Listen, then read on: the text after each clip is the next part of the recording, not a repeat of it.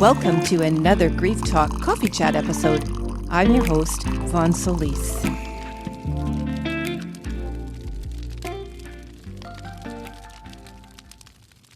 Okay, so welcome to another Divine Healing Coaching with Vonne Solis episode.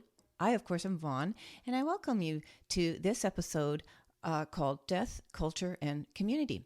So recently I have been speaking with a lot of people, practitioners, clients, and so on, and what they want is community. In the business world, there has been a definite notice of the importance of community over the last few years.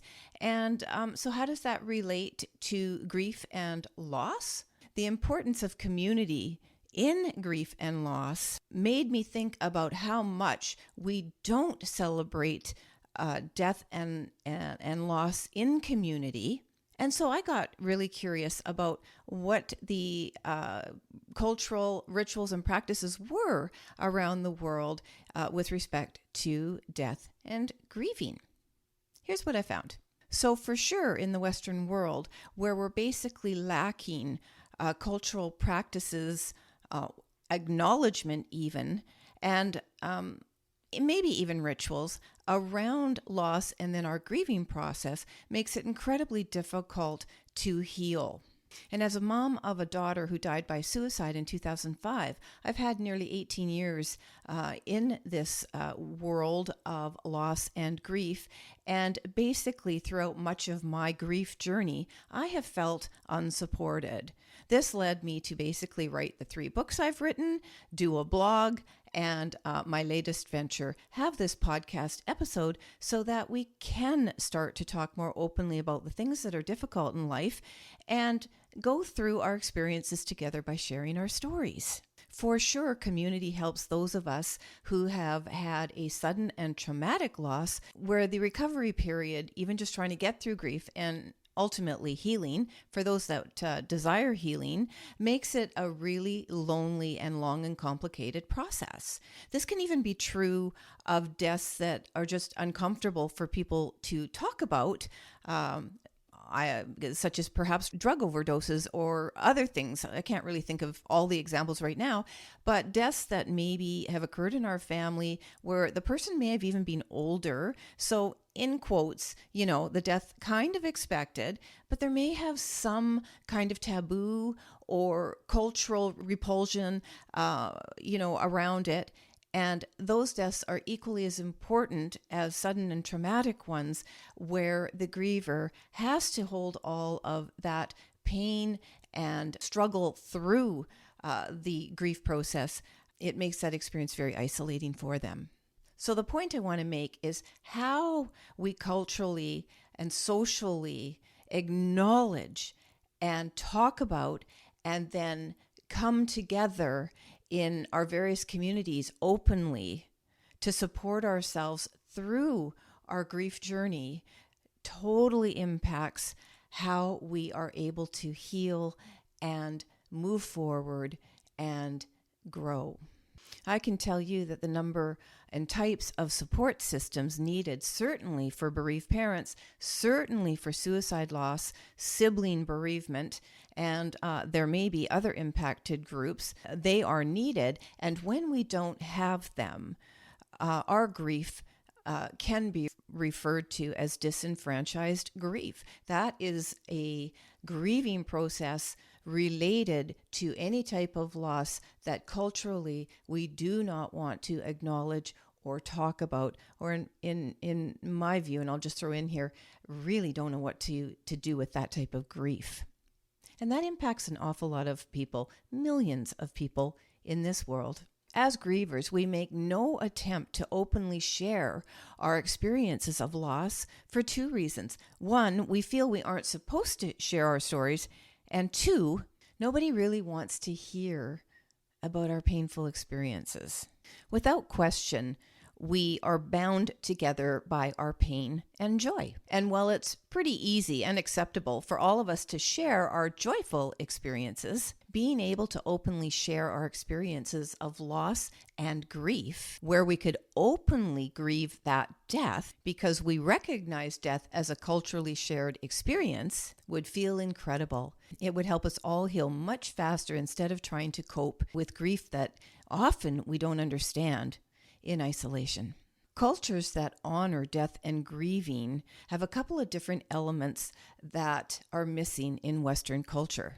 These elements are, number one, acknowledgement of the shared experience, and number two, cultural practices or rituals where everyone participates without fear or judgment. In the case of the West, where we don't acknowledge death and grief nearly as much as we should, the only community, quote, community grieving that really has an impact on us all are those deaths that occur very much in the spotlight. And this acknowledgement is very temporary. So a few examples I'm going to share with you that I researched, and to my delight and actual comfort, came across these practices and or rituals that make death and bereavement and the entire grief experience much less isolating and certainly not one to fear. From Mexico's Day of the Dead public holiday that celebrates the departed, to the public cremations in Ganges, India, where every body must be bathed before it is cremated publicly, and then the ashes returned to loved ones after the cremation, to Nepal's Happy Festival of the Cows, which was created centuries ago by a king who lost a son, and in order to make his queen, his wife, happy, arranged a festival of the cows to cheer up his wife. To Bali, where they practice communal burials to help ease the financial burden on families that can't afford to bury their loved one alone. So when there are enough bodies to bury, they have a communal burial ceremony.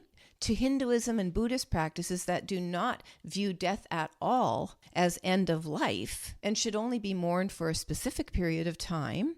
To Islam, where mourning is also required for a specific period of time and crying is expected. To specific Jewish practices that require immediate mourning and then annually.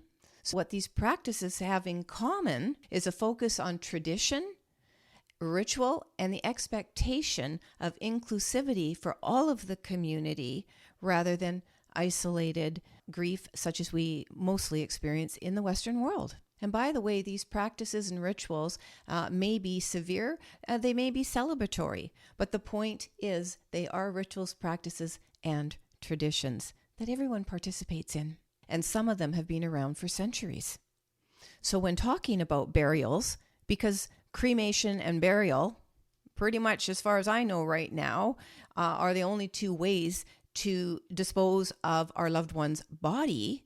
So unlike some of these other practices in various parts of the world where it is observed and witnessed and celebrated or mourned very publicly, sending the body off, in the West, certainly in North America, releasing your loved one's body, certainly to cremation, it's basically a very, and I'm going to just use the word hidden practice, and nobody but the funeral home attendees are present.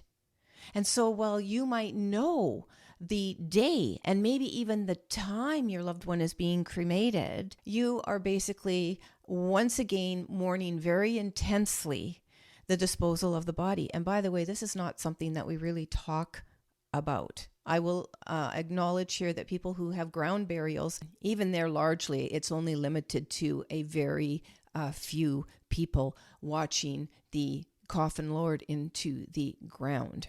I know, kind of morbid stuff for those of you who aren't used to talking about death and loss, but hey, it's going to hit you one day somehow. You might as well be prepared.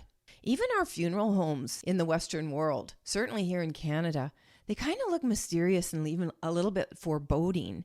And before I was introduced to grief in 2005, other than losing my grandparents when I was a child and didn't really think another thing about it, The loss of my daughter in 2005 was me absolutely thrown into death, real death, and very impacting grief, and having to go into that forbidden funeral home on more than one occasion. And I was 48 years old at that time.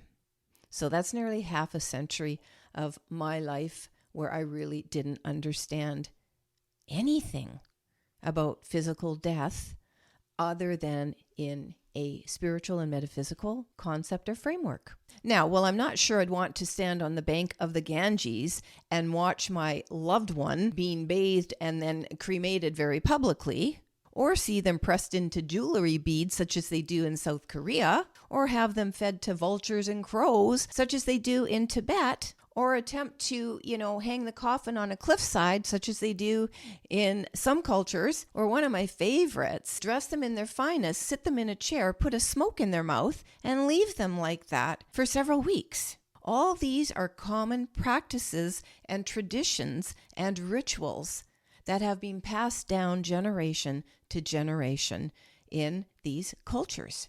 Death is neither feared nor hushed. It is simply accepted. People cry, they laugh together, they mourn together, and then they get on with their life.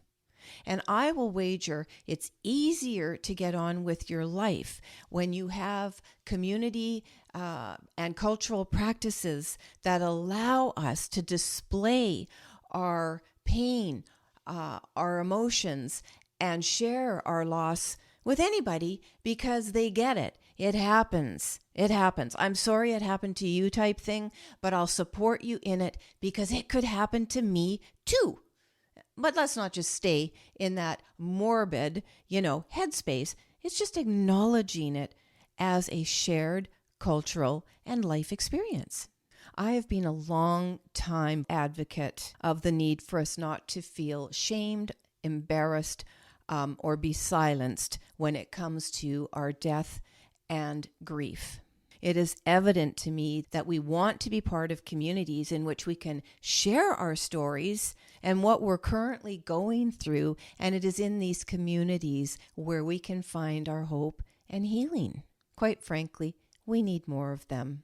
Basically, if you want to join a community, you are going to be searching on some platform in social media, Facebook, Instagram, other platforms. And if you're lucky enough, you're going to find one that goes, yes, that relates to my loss. I'm going to join that. And then you can quickly become part of that community. You can make friends in communities. You can get advice and tips. And most importantly, for those that have traveled the path before you, you can understand that you can survive the experience you're going through in your own way and time, but with a bunch of tools in your toolbox and a community behind you. I have great respect, compassion, and empathy for everyone's losses, no matter who they have lost or how long ago. And if we all want to have a better chance of recovering from our grief and then healing, they're kind of the same, but not really. I don't want to get into the semantics of that, but we're so used to the words grief recovery, and so a person could say, yeah, they've recovered from that experience, but still not have dealt with deep-seated pain and emotions to feel fully healed, or at least make good inroads on a path to healing because that is what they desire. And within that, I'm just going to throw in, there are a lot of things we have to do to attain that type of healing with acceptance of every circumstance and experience we have come through, as well as the loss of our loved one, and particularly if it's been traumatic, sudden, they've gone before what we think is the right time. These can all pose challenges for us as grievers, sometimes for many, many years. But the point is, if we want to have a chance at anything better in our life, feeling supported, it's far easier to do this when we feel heard, seen, and understood. I am all about community, and I am doing my part here, advocating on this platform change, awareness, education, and empowerment for all grievers to understand that there are safe places for you to come to feel supported, to connect with others, to learn, to open up your mind a little bit about possibilities for your own future, help develop a vision for how you want to move forward in life step by step after losing a loved one or more, where these deaths have been incredibly impactful for you in a difficult way. Right now, I'm inviting anybody to come and join the community. I have now started. We're not on Facebook yet, but for the moment, I do have a community that you can join through subscription where I'm checking in with you frequently, offering some stuff up about maybe what I've been challenged with in the last week or two, and giving you some great tips and resources and information related to grief from suicide, grief in general, and a whole bunch of other goodies. So check that out. You can get that link in the description to this episode. Just click on that mini personal journal.